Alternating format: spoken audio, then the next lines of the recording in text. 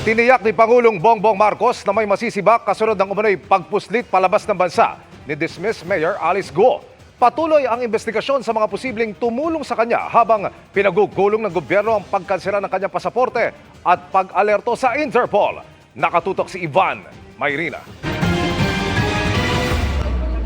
Ang pagpuslit ni Mayor Alice Guo palabas ng bansa, pagpapakita ng katiwalian na nagpapahina sa justice system sa bansa at sa tiwala ng publiko sa pamahalaan ayon kay Pangulong Bongbong Marcos.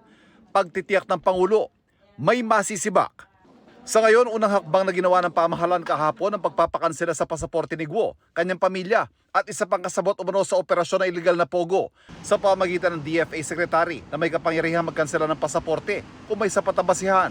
Pag nakansela yung pasaporte, mawala na po siya ng karapatan ng magbiyahe kung saan man, i-hold na po siya ng bansa kung saan man po siya nandoon. Pag nagkaganon na po, magti-trigger na po yon ng tinatawag nating blue notice at saka red notice ng Interpol, and that would allow the law enforcement agencies ng lugar na yon to arrest them and take them to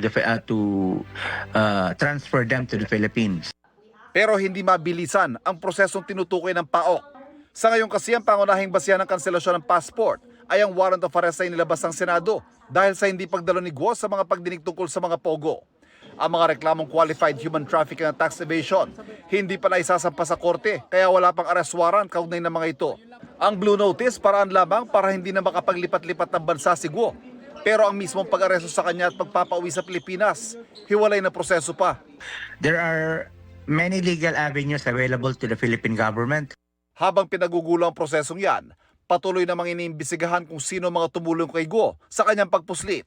Tatlong tinitignan posibleng exit point, ang Hilagang Luzon, Katimugang Luzon at Mindanao Backdoor. Ano't anuman, sumakay man na eroplano o barko, nakapagtataka ayon sa PAOK na wala nag-report sa immigration, sa aviation regulation agencies o sa maritime agencies sa pag-alis si Guo. Sabi ng Pangulo, ilalantad daw ang mga nasa likod nito.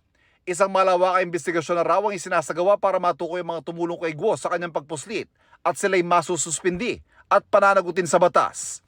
Bukas kaso may kinalaman naman sa money laundering ang nakatakdang isampa ng PAOK laban kay Guo. Para sa GMA Integrated News, Ivan Mayrina, nakatutok, 24 oras.